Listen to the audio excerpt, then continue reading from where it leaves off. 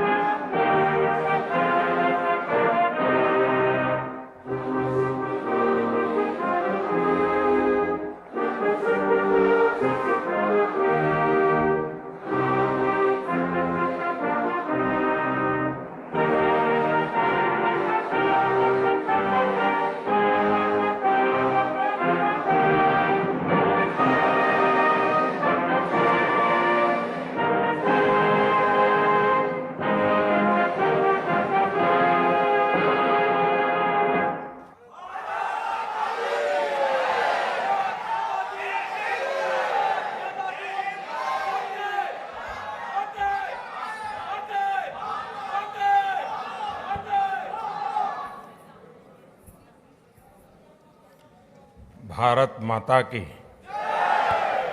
भारत माता की।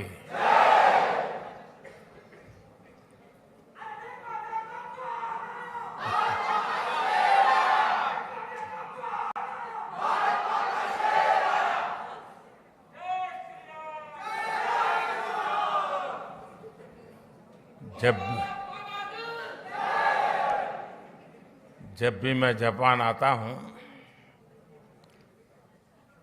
तो मैं हर बार देखता हूं कि आपकी स्नेह वर्षा हर बार बढ़ती ही जाती है।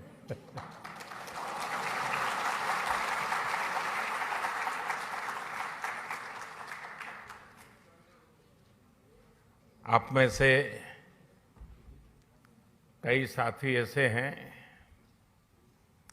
जो अनेक वर्षों से यहाँ बसे हुए हैं। जापान की भाषा, यहाँ की वेशभूषा, कल्चर, खानपान एक प्रकार से आपके जीवन का भी हिस्सा बन गया है। और हिस्सा बनने का एक कारण ये भी है कि भारतीय समुदाय के संस्कार समावेशक रहे हैं, लेकिन साथ साथ जापान में अपनी परंपरा, अपने मूल्य, अपनी जीवन पद्धति, उसके प्रति जो कमिटमेंट है वो बहुत गहरा है। और इस दोनों का मिलन हुआ है, इसलिए स्वाभाविक रूप से एक अपनेपन के महसूस होना बहुत स्वाभाविक होता है। साथियों, आप यहां रहे हैं, काफी लोग आप लोग यहां बस गए हैं। मैं जानता हूं कईयों ने यहां शादी भी कर ली है।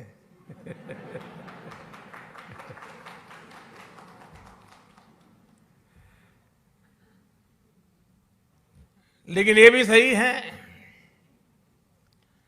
कि इतने सालों से यहां जुड़ने के बावजूद भी भारत के प्रति आपकी श्रद्धा, भारत के संबंध में जब अच्छी खबरें आती हैं तो आपकी खुशियों का पार नहीं रहता है, होता है ना। और कभी कोई बुरी खबर आ जाए तो सबसे ज्यादा दुखी भी आप ही होते हैं। ये विशेषता है हम लोगों की कि हम कर्म भूमि से तन मन से जुड़ जाते हैं, खप जाते हैं, लेकिन मातृभूमि के जो जड़ों से जुड़ाव है उससे कभी दूरी नहीं बनने देते हैं। और यही हमारा सबसे बड़ा सामर्थ्य है।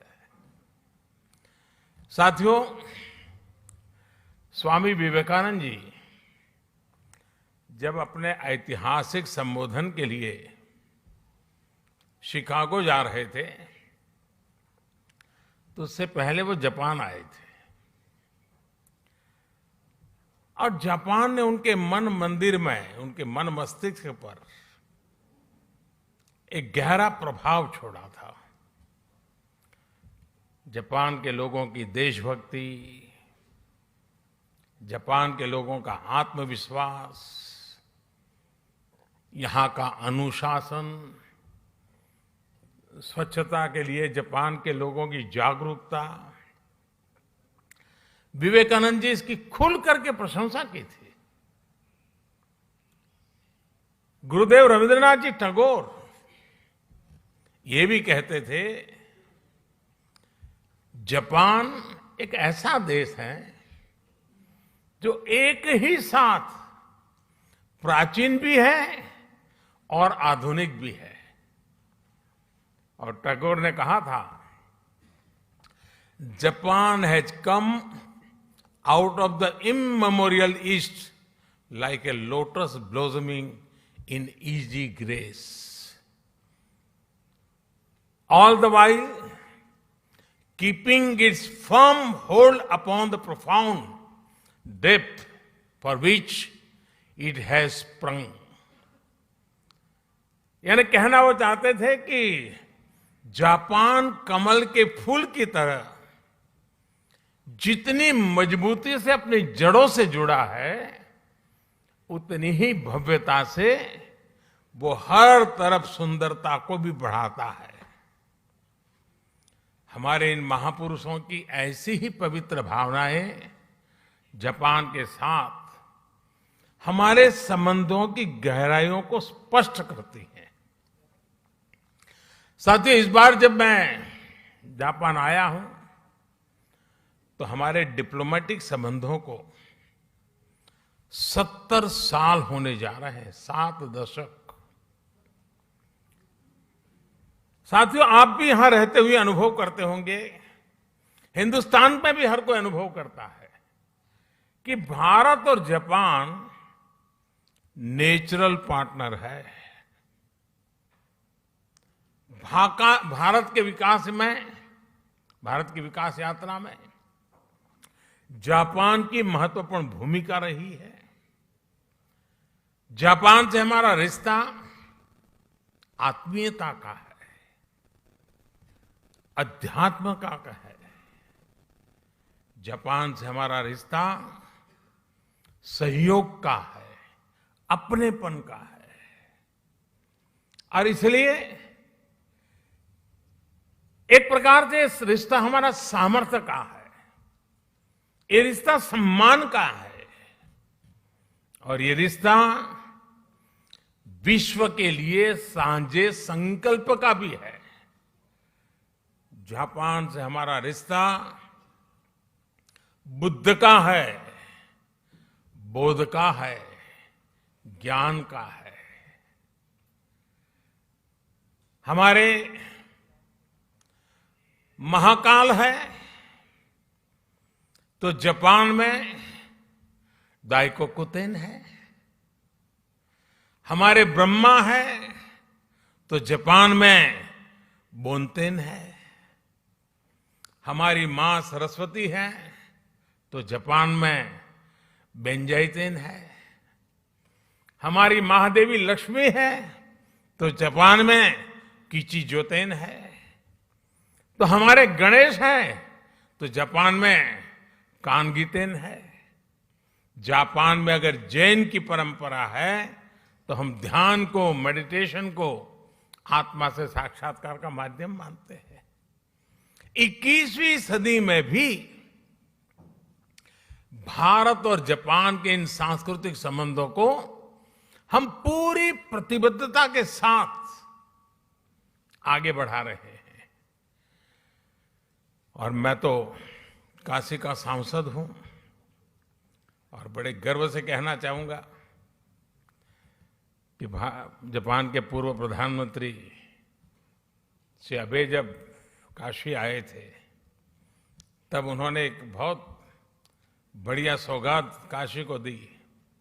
काशी में जापान के सहयोग से बना रुद्राक्ष और जो मेरी कभी कर्मभूमि रही वो अहमदाबाद में जैन गार्डन और काइजन एकेडमी, ये ऐसी बातें हैं जो हमें कितनी निकट लाती हैं। यहां आप सभी जापान में रहते हुए इस ऐतिहासिक बंधन को और मजबूत बना रहे हैं और सशक्त कर रहे हैं। साथियों, आज की दुनिया को भगवान बुद्ध के विचारों पर, उनके बताए रास्ते पर चलने की शायद पहले से ज्यादा जरूरत है। यही रास्ता है जो आज दुनिया की हर चुनौती, चाहे वो हिंसा हो, अराजकता हो, आतंकवाद हो, क्लाइमेट चेंज हो, इन सब से मानवता को बचाने का यही मार्ग है। भारत सौभाग्यशाली है कि उसे भगवान बुद्ध का प्रत्यक्ष आशीर्वाद मिला। उनके विचारों को आत्मसात करते हुए भारत निरंतर मानवता की सेवा कर रहा है। चुनौतियां चाहे किसी भी प्रकार की हो, कितनी बड़ी क्यों न हो, भारत उनका समाधान ढूंढता ही है। कोरोना से दुनिया के सामने जो 100 साल का सबसे बड़ा संकट पैदा हुआ वो हमारे सामने है। और ये जब शुरू हुआ था तब किसी को नहीं पता था कि आगे क्या होगा। शुरू में तो ऐसा ही लग रहा था वहां आया है, यहां क्या है। किसी को पता नहीं था इसको कैसे हैंडल किया जाए। और न वैक्सीन भी नहीं थी और न इस बात का कोई आइडिया था कि वैक्सीन कब तक आएगी। यहां तक कि इस बात पर भी डाउट था कि वैक्सीन आएगी या नहीं आएगी। चारों तरफ अनिश्चितता का माहौल था। उन परिस्थितियों में भी भारत ने दुनिया के देशों में दवाएं भेजी। जब वैक्सीन्स अवेलेबल हुई तो भारत ने मेड इन इंडिया वैक्सीन्स अपने करोड़ों नागरिकों को भी और दुनिया के 100 से अधिक देशों को भी भेजी।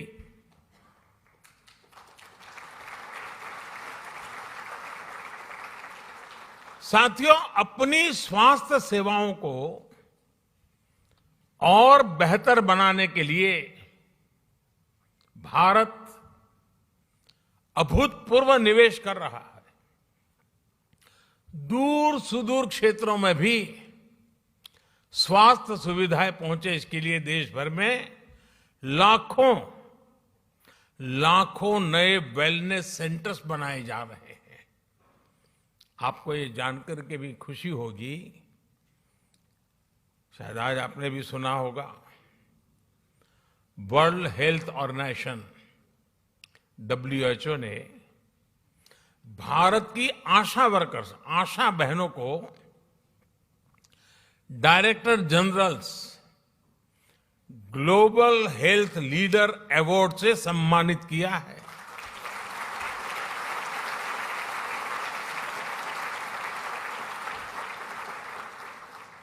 भारत की लाखों आशा बहनें मैटरनल केयर से लेकर के वैक्सीनेशन तक, पोषण से लेकर के स्वच्छता तक देश के स्वास्थ्य अभियान को गति दे रही है। और गांव के अंदर मैं आज जापान की धरती से हमारी सभी आशा वर्कर बहनों को हृदय से बहुत बहुत बधाई देता हूं, उनको सैल्यूट करता हूं।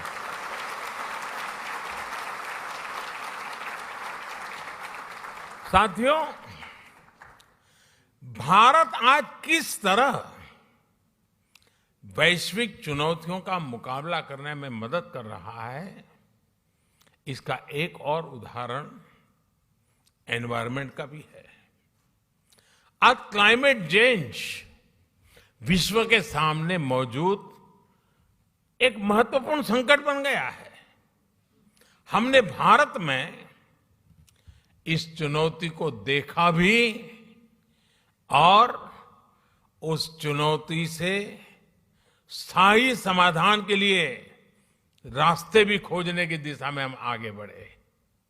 भारत ने 2070 तक नेट जीरो के लिए कमिट किया है।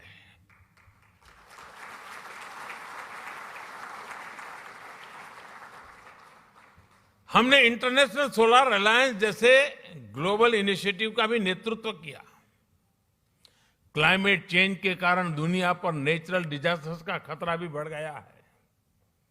इन डिजास्टर्स के खतरों को, उनके प्रदूषण के दुष्प्रभावों को जापान के लोगों से ज्यादा बेहतर और कौन समझ सकता है।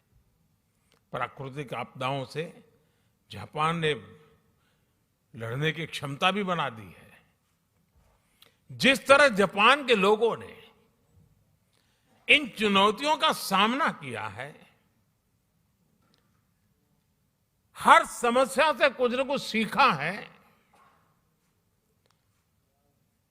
उसका समाधान खोजा है और व्यवस्थाएं भी विकसित की है, व्यक्तियों का भी उस प्रकार से संस्कार किया है। यह अपने आप में सराहनीय है। इस दिशा में भी भारत ने CDRI यानी coalition for disaster resilient infrastructure में लीड ली है। साथियों, भारत आज ग्रीन फ्यूचर, ग्रीन जॉब्स के लिए कैरियर रोडमैप के लिए भी बहुत तेजी से आगे बढ़ रहा है। भारत में इलेक्ट्रिक मोबिलिटी को व्यापक प्रोत्साहन दिया जा रहा है। ग्रीन हाइड्रोजन को हाइड्रोकार्बन का विकल्प बनाने के लिए विशेष मिशन शुरू किया गया है। बायोफ्यूल से जुड़ी रिसर्च और इंफ्रास्ट्रक्चर के निर्माण पर बहुत बड़े स्केल पर काम चल रहा है। भारत ने इस दशक के अंत तक अपनी टोटल इंस्टॉल्ड पावर कैपेसिटी का 50% 50% नॉन फॉसिल फ्यूल से पूरा करने का संकल्प लिया है।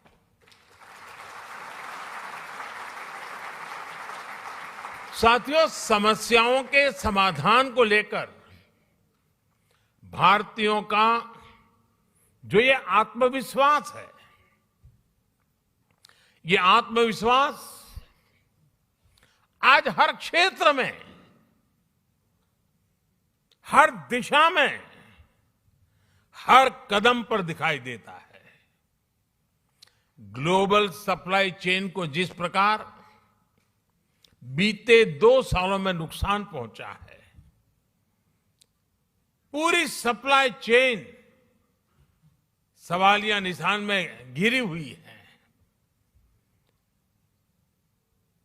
आज सारी दुनिया के लिए यह अपने आप में एक बहुत बड़ा संकट बना हुआ है। भविष्य में ऐसी स्थिति से बचने के लिए हम आत्मनिर्भरता के संकल्प के साथ आगे बढ़ रहे हैं।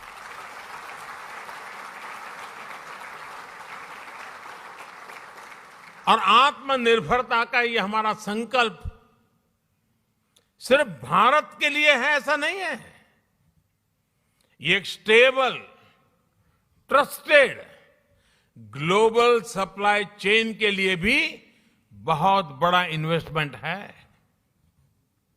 आज पूरी दुनिया को यह एहसास हो रहा है कि जिस स्पीड और स्केल पर भारत काम कर सकता है वो अभूतपूर्व है। दुनिया को आज ये भी दिख रहा है कि जिस स्केल पर भारत अपनी इंफ्रास्ट्रक्चर और इंस्टीट्यूशनल कैपेसिटी बिल्डिंग उस पर जो जोर दे रहा है यह भी अभूतपूर्व है। मुझे खुशी है कि हमारी इस कैपेसिटी के निर्माण में जापान एक अहम भागीदार है। Mumbai Ahmedabad high speed rail हो, दिल्ली मुंबई इंडस्ट्रियल कॉरिडोर हो, डेडिकेटेड फ्रेट कॉरिडोर हो, ये भारत जापान के सहयोग के बहुत बड़े उदाहरण हैं। साथियों, भारत में हो रहे बदलावों में एक और खास बात है। हमने भारत में एक स्ट्रांग और रेजिलिएंट रिस्पॉन्सिबल डेमोक्रेसी की पहचान बनाई है। उसको बीते 8 सालों में हमने लोगों के जीवन में सकारात्मक बदलाव का माध्यम बनाया है। भारत की डेमोक्रेटिक प्रोसेस से आज समाज के वो लोग भी जुड़ रहे हैं जो कभी गौरव के साथ ये अनुभव नहीं कर रहे थे कि वो भी इसका हिस्सा है।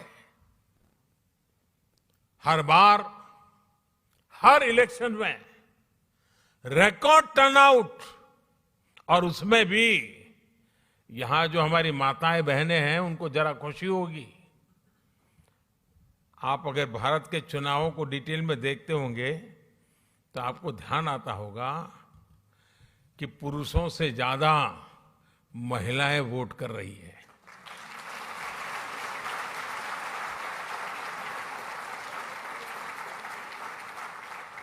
ये इस बात का प्रमाण है कि भारत में डेमोक्रेसी सामान्य से सामान्य नागरिकों के हकों के प्रति कितनी सजग है, कितनी समर्पित है और हर नागरिक को कितना सामर्थ्यवान बनाती है। साथियों, मूल सुविधाओं के साथ साथ हम भारत के एस्पिरेशन को भी नई बुलंदी दे रहे हैं, नया आयाम दे रहे हैं। भारत में इंक्लूसिवनेस का, लीकेज प्रूफ गवर्नेंस का, यानी एक ऐसी डिलीवरी व्यवस्था, टेक्नोलॉजी का भरपूर उपयोग करते हुए एक ऐसे मैकेनिज्म को विस्तार किया जा रहा है ताकि जो जिस चीज का हकदार है वो बिना मुसीबतें, बिना कोई सिफारिश को, बिना कोई करप्शन किए अपने हक को प्राप्त कर सकता है और उसमें हम पूरी ताकत से जुटे हुए हैं।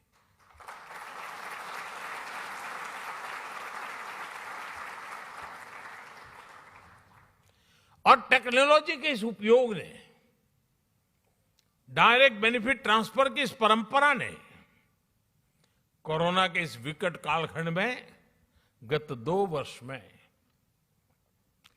भारत की और खास करके भारत के दूर सुदूर गांव में रहने वाले, जंगलों में रहने वाले हमारे नागरिकों के हकों की बहुत बड़ी रक्षा की है, उनकी मदद की है।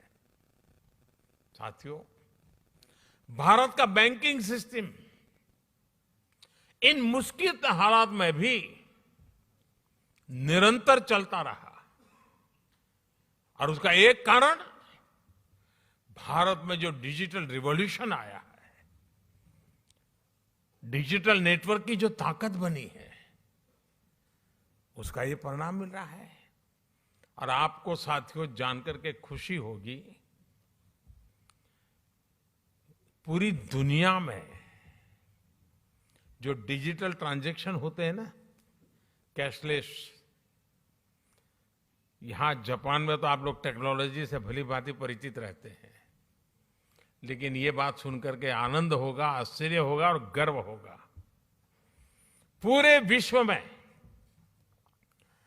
जितना भी डिजिटल ट्रांजैक्शन होता है उसमें से 40% अकेले भारत में होता है।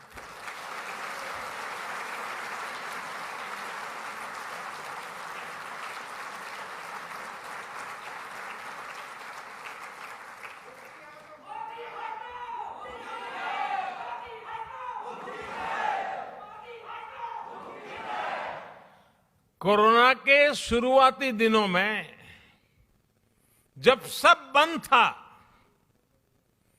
उस संकट के कालखंड में भी भारत सरकार एक क्लिक बटन दबा करके एक साथ करोड़ों भारतीयों तक आसानी से उनके लिए जो मदद पहुंचानी है पहुंचा पाते थे।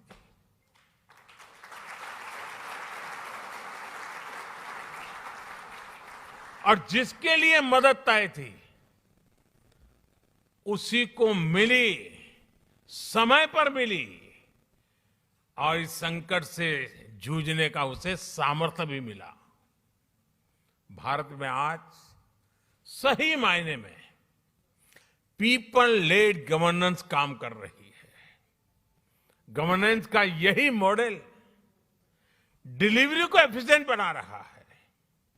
यही डेमोक्रेसी पर निरंतर मजबूत होते विश्वास का सबसे बड़ा कारण है। साथियों, आज जब भारत आजादी के 75 साल मना रहा है, आजादी का अमृत महोत्सव मना रहा है, तो वो आने वाले 25 साल यानी आजादी के 100वें वर्ष तक हिंदुस्तान को हमें कहां पहुंचाना है, किस ऊंचाई को प्राप्त करना है, विश्व में हमारे झंडा कहां कहां कैसे कैसे गाड़ना है, आज हिंदुस्तान उस रोड मैप तैयार करने पर लगा हुआ है।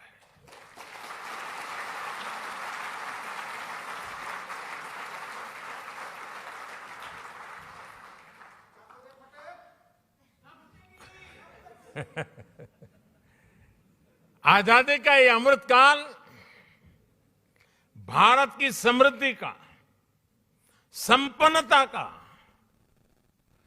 एक बुलंद इतिहास लिखने वाला है। दोस्तों, मैं जानता हूं कि ये जो संकल्प हमने लिए हैं, ये संकल्प में आप पे बहुत बड़े हैं, लेकिन साथियों,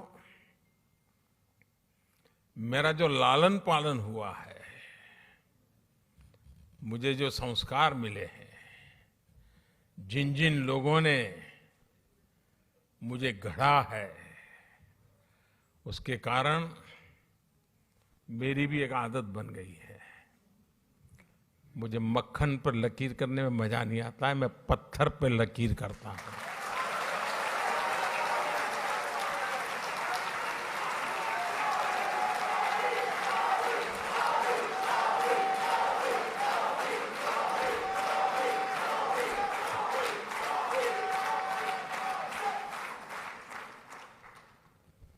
लेकिन साथियों, सवाल मोदी का नहीं है। आज हिंदुस्तान से 130 करोड़ लोग, और मैं जापान में बैठे हुए लोगों के भी आंखों में वही देख रहा हूं, आत्मविश्वास। 130 करोड़ देशवासियों का आत्मविश्वास, 130 करोड़ संकल्प, 130 करोड़ सपने, और इस 130 करोड़ सपनों को पूर्ण करने का ये विराट सामर्थ्य परिणाम निश्चित लेके रहेगा। दोस्तों, हमारे सपनों का भारत हम देख के रहेंगे।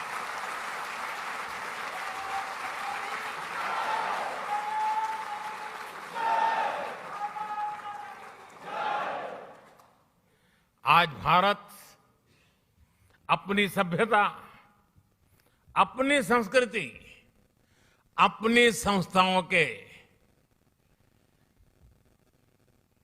अपने खोए हुए विश्वास को फिर से हासिल कर रहा है।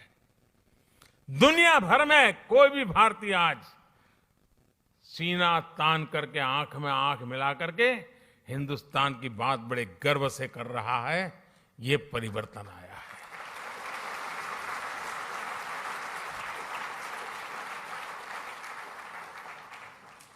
आज मुझे यहां आने से पहले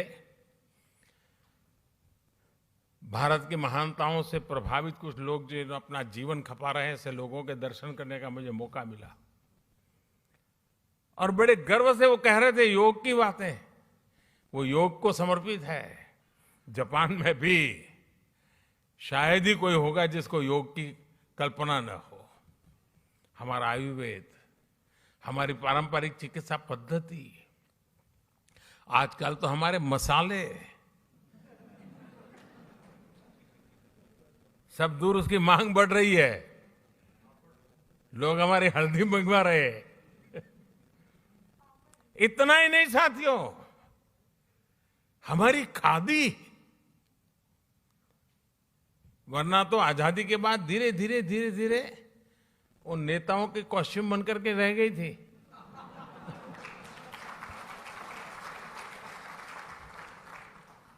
आज उसका आज पुनर्जीवन हो गया है। खादी ग्लोबल बन रही है जी। यही तो भारत की बदलती हुई तस्वीर है दोस्तों। आज का भारत अपने अतीत को लेकर जितना गौरवान्वित है, उतना ही tech led, science led, innovation led, talent led future को लेकर भी आशावान है। जापान से प्रभावित होकर स्वामी विवेकानंद जी ने एक बार कहा था कि हम भारतीय नौजवानों को अपने जीवन में कम से कम एक बार जापान की यात्रा जरूर करनी चाहिए।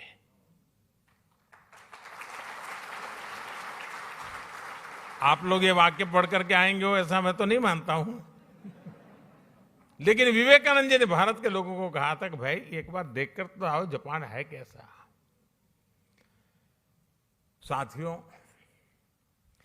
उस जमाने में स्वामी विवेकानंद जी ने जो कहा था, आज के युग के अनुरूप उसी बात को, उसी सद्भावना को आगे बढ़ाते हुए मैं कहना चाहूंगा कि जापान का हर युवा अपने जीवन में कम से कम एक बार भारत की यात्रा करे।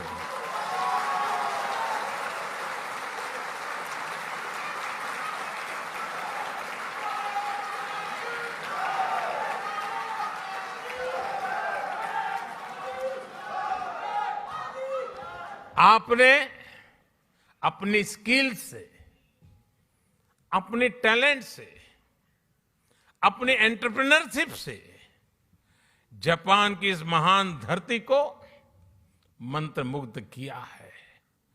भारतीयता के रंगों से, भारत की संभावनाओं से भी आपको जापान को लगातार परिचित कराना है।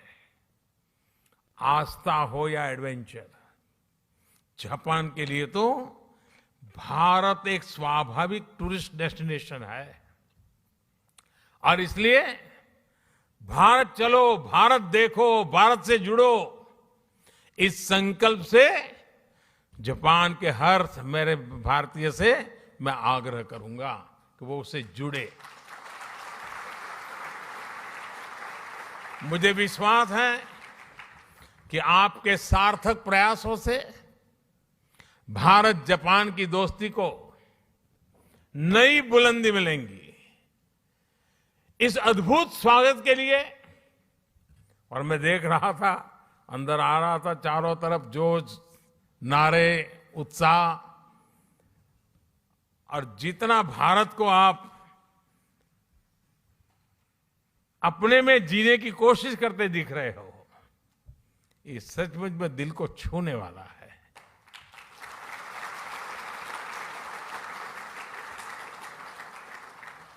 आपका ये प्यार, ये स्नेह हमेशा बना रहे।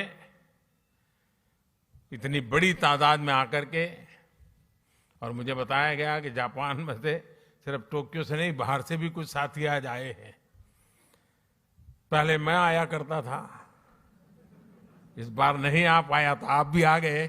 लेकिन मुझे अच्छा लगा, आप सबके दर्शन करने का अवसर मिला। मैं फिर एक बार आप सबका बहुत बहुत धन्यवाद करता हूं, हृदय से आभार व्यक्त करता हूं। भारत माता की, भारत माता की, भारत माता की बहुत बहुत धन्यवाद।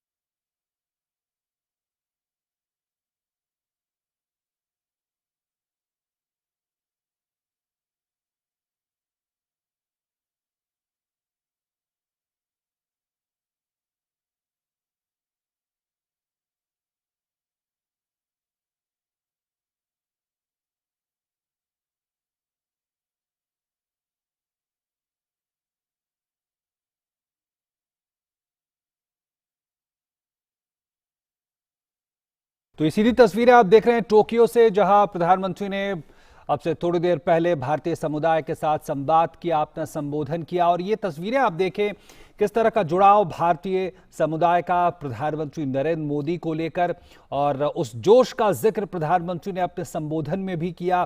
और उन्होंने कहा कि जिस तरह की खुशी, जिस तरह का जोश भारतीय समुदाय को यहाँ पे दिखाई दे रहा है, वो दिल को छू लेने वाला है। और प्रधानमंत्री ने धन्यवाद किया, अभिवादन किया, और ये साफ तौर पर कहा कि भारतीय दुनिया में कहीं